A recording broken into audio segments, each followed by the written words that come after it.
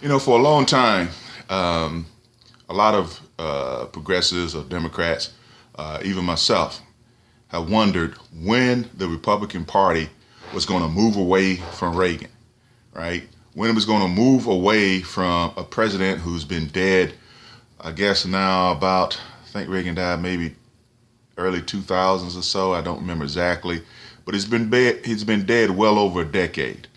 And every time you have the Republican convention or you have Republicans talk, they'll always talk about Reagan, Reagan, Reagan, Reagan.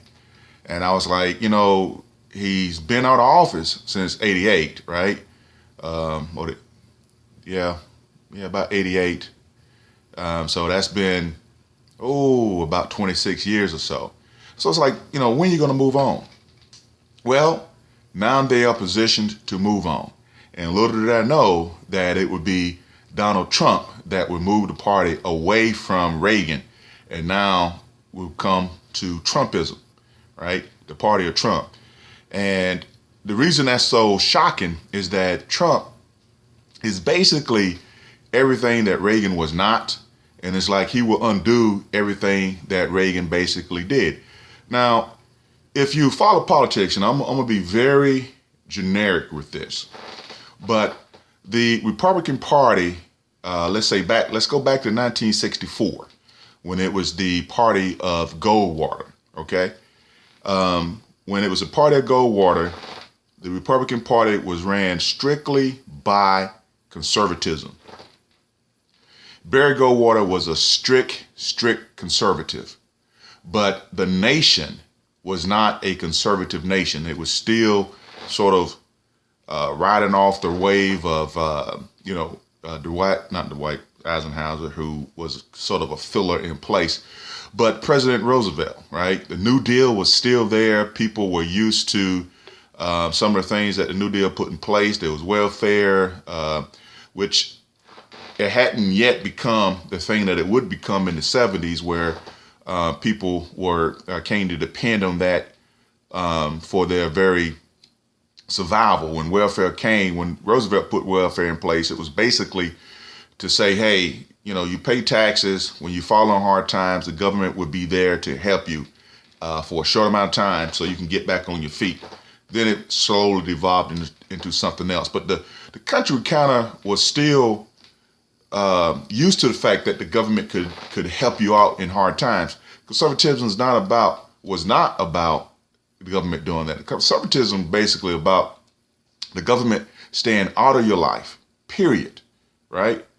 And staying out your life, staying out of business people's life, low taxes, states' rights, that whole nine. Barry Goldwater kind of preached that to the people, but the country wasn't there. So Barry Goldwater was soundly defeated. Then in comes Lyndon Johnson. He comes out with his the Great Society, when Medicare and all that sort of stuff also comes into play. And keep in mind, these are all sorts of socialism type programs, but the country was comfortable with that at that time. And the Democratic Party at that time was had a huge group of Southern whites who were Democrats. And most blacks at that time were Republicans, mainly because Lincoln was a Republican, and it was, the prevailing belief that, Lincoln freed the slaves. And since Lincoln was a Republican, most blacks were Republicans.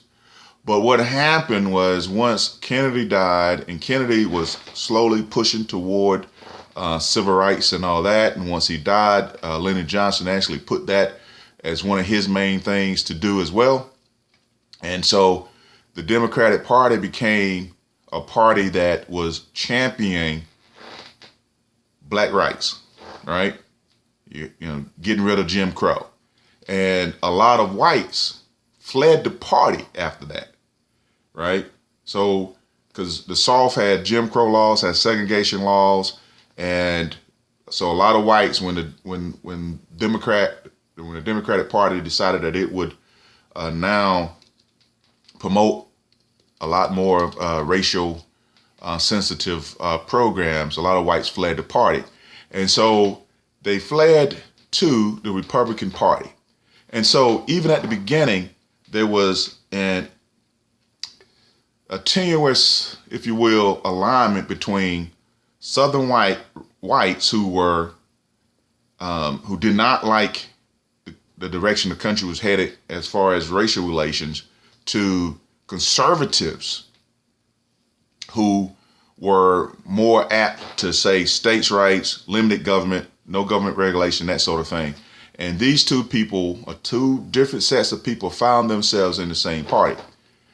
Then when Richard Nixon came into play, he wanted to add another group to this mix, and that was the silent majority, which was basically a lot of religious people. That's when the religious right came into the party. So what you had in the early 70s was three distinct group of people coming together in one party, right? And Nixon carried the line pretty well. I mean, at that time when he ran against Hoover, I think that was a closer race. When he ran against McGovern, the Democrats were far to the left, and they put up a far left candidate, and he got crushed by Nixon in the 72 election, who was holding together conservatives, Southern whites, and evangelicals. And so when Nixon got caught up in Watergate, that sort of hurt that little connection a little bit, because Gerald Ford, who wasn't elected to vice president, he got put in the vice president spot after Spiro T. Agnew found himself in some hot water, and then he suddenly became president when Watergate came along and took down Nixon. And so when Jimmy Carter came, Jimmy Carter was a Southern Democrat, and he was able to win the election. But by the time Jimmy Carter's term was over, and Jimmy Carter faced some headwinds for sure. Inflation was high.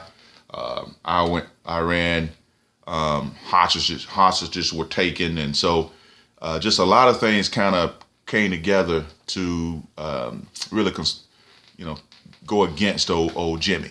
And then so Reagan comes in, and so Reagan wins the first election. Pretty much it was close for a while. Then Reagan was able to win it. And then when Reagan got into office, Reagan was a master politician. But he was a master because I think one of the things that helped was the fact that he was a Democrat at one time.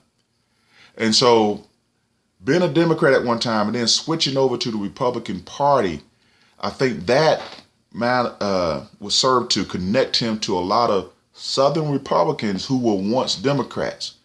So just by making that movement, he was able to connect with a huge section of the Republican Party. And he also was able to speak to evangelicals, and not because he was a churchgoer, because Reagan really wasn't, but he spoke to the issues that concerned them. Prayer in schools back then was a big thing. People wanted to take prayer out of schools. Reagan was a champion of that. Of course, abortion rights is always a hot topic issue. Reagan was against that. So he spoke to the issues that most affected evangelicals. And he was already a conservative, just by the way he liked to govern and the fact that he liked states' rights over governmental rights. And he was somebody who always said everything could move smoothly if you can just get the government out of the way. Right. And he was a big defense guy. More money on defense spending. Let's take the battle to Russia, who was the Soviet Union at that time. And so that was Reagan's deal. He knew that he was a conservative. He knew that the Republican Party also included former Southern Democrats where race was the bigger issue. And he also knew that the Republican Party, due to Richard Nixon, was also a party of evangelicals. And Reagan, a former actor, was able to hold that coalition together. And then when you go in and you take the government out the picture, you promote things that are popular with the evangelicals, and then you say stuff like Reagan was famous for talking about the welfare queen who lived off the government dime and didn't work and kept getting these big welfare checks. That was a ploy straight to one segment of the Republican Party, which was those former Democrats. And so Reagan was very popular. My stepfather even voted for Reagan. That's how good he was back in the day, you know. And so for years, after Reagan left office, the Republicans always talked about Reagan. Bush the first was able to win on the coattails of Reagan, and then the economy and high deficits and the fact that Bush had to lift up the raise some taxes to kind of get that deficit down. All those, particularly after he said he wasn't going to raise taxes, the old read my lips. Bush actually lost to Bill Clinton. Bill Clinton, as we know, served 2 terms. Then George Bush II comes into office, and his presidency was, ultimate disaster. You had 9/11, you had the Iraq War, you had the financial meltdown, the housing bubbles. All that thing happened during George Bush's 8 years in office. So that forced Republicans, as they continue to move forward, to kind of look back and always harp on Reagan, right? Because with Nixon going down in scandal, with Ford basically being a one-term president, wasn't even really a full term, with George Bush the first being a one-term president, and with George Bush the second basically being a disaster, there was nobody there but Reagan. And so that's why they kept pushing Reagan, Reagan, Reagan. And I always would wonder, when would the Republican Party move away from Reagan? Well, now they have, or it looks like they will. And it's by way of Donald Trump, who, when the Republican Party nominated Donald Trump, they officially, in my mind, moved away from Reagan, because Donald Trump is everything Reagan was not. Now, I know Donald Trump came in with the Let's Make America Great Again, which was a kind of play off of Ronald Reagan's Let's Make America Great slogan. But Trump is no Reagan, right? There's some similarities, right? Reagan was a former actor. Donald Trump was a former TV celebrity, but Reagan was actually a movie actor, and Trump was reality TV. So there were differences basically in that, where Reagan is a trained actor and Trump is just being Trump. When you're a reality TV star, you're not a trained actor. So same in that you're both entertainers, different in that Reagan was trained, Trump was not. But that's just not where the differences run. Reagan was an eternal optimist. One of the things about Reagan was that he just had a sunny personality about it. So even if you were against Reagan, right, just listening to him, you felt comfortable with where he was taking the country. Even if some of the policies might seem to hurt you individually or hurt your group of people individually, Reagan still had a way of saying, making you feel as if his way was right. You don't win as many states as Reagan won in 2 elections without being able to do some crossover. Now, I know the white population, voting population, was higher in Reagan's back in 80 and 84, but Reagan, trust me, got more votes than just the white vote because of the personality that it had. Trump is not that type of sunny opposition, all right? And you can slice it and dice it and say that the times are different. The times are not all that much different. Trump just is not Reagan. He's a with the angry face, and so he has more of a mid-90 disposition versus a sunny disposition. That's one thing. Second thing is Reagan. A big bulk of Reagan's success was the fact that it was on his watch that the Soviet Union was taken down. Now, don't get me wrong, years of the Cold War in both countries, the United States and USSR, building up their nuclear arms contributed to the demise of Russia. It was going to be one country or the other, and it happened to be Russia. And it was on Reagan's watch when it finally tumbled down for Russia. And who can forget Reagan over in Germany saying Gorbachev tear down this wall, speaking directly to the USSR. So he was very, very much anti-Russian, anti-USSR. Then you come fast forward, Donald Trump praising Putin, wanting a relationship with Putin. That's totally against Reagan. So if you are a Republican and you see one of Donald Trump's main things that he wants to do is to align with Russia, that's a direct slap in the face of somebody who saw Russia for what Russia was and worked actively to bring Russia down. So that's another thing. So that's another big, big difference. Another thing with Reagan was he was get the government out of the way, right? He was a big states' rights guy. And everything that Trump is saying right now implies government. When he says that he's going to be the law and order guy, right? That's taken in order for a president on the federal level to be a law and order guy, that implies that there's going to be more power coming out of the federal government. Law and order is a states' rights deal for the most part, right? That's states' rights. Trump is advocating putting more federal government in your life. Now, he's saying it in terms of, oh, we need law and order. But when you think beyond what he's trying to say and you think about the practicality of it, that implies more federal government involvement, which is totally anti-Reagan. In relation to that is to build a wall. There are border states, Texas, New Mexico, Arizona, California, where most of the immigrants come in, particularly through Mexico. The states should be given the power, and they should have power now because they're right there to show up their borders. Trump says he's going to come in, he's going to fix all that. Again, that's the federal government coming in and taking over for where the states should be, should have the power. More of federal power, limited state power. And you can say all you want to, oh, there nobody's doing anything. Look, it's still states' rights going down, federal rights going up. That's absolutely anti-Reagan. Okay? So now, and then you take Trump, the third thing is with the evangelicals, where Trump is reaching out to them, right?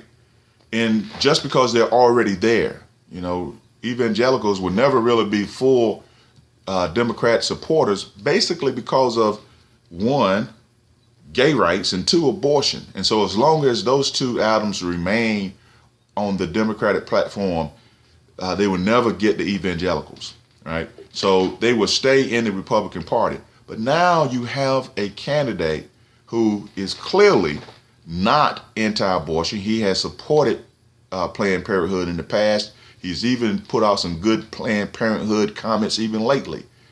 He's not anti-gay. He said Bruce Jenner, who's now known as Caitlyn Jenner, is welcome to use any bathroom in any Trump plaza. So he's soft on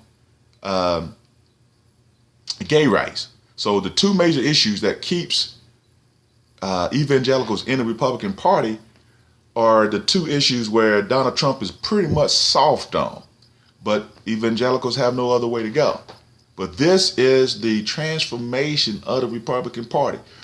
Reagan was skillful in holding together the alliance of evangelicals, Southern Democrats, and conservatives. Right now, the people who feel, the group that feels most attached to the Republican Party as being led by Trump, which is taking on this new Trumpism, is the former Southern Democrats where race was the bigger issue. They're descendants. So, because a lot of his thing about European rights of people who have European descendants having not been heard, that's the voice he's projecting who would speak for, who are mad about immigrants, mad about racial relations. That's the one part of the Republican Party that Donald Trump mostly speaks to. And he doesn't speak to conservatism, and he doesn't speak that much to evangelicals by way of action. And so now this party is getting ready to undergo a transformation from a Reagan who held three distinct groups together to a Trump who's basically spitting in the face of conservatives and evangelicals and patting on the back of old former race baiting Southern Democrats. And that's what we stand now. That's where we stand now. So, hey, I wondered when the Republican Party was going to move away from Reagan. That time is now. And the question is the Republican Party ready for who and what they're about to become? We'll wait and we'll see. I'm out.